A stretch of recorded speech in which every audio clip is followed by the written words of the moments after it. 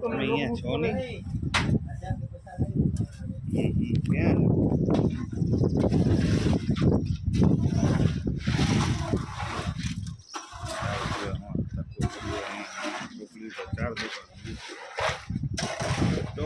4 દુકાનો ને ઘરે થોડી ધક્કા ખવાય.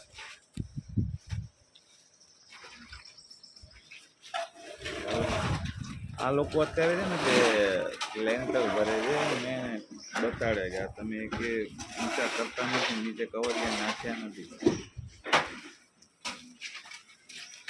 જોઈ લો તમે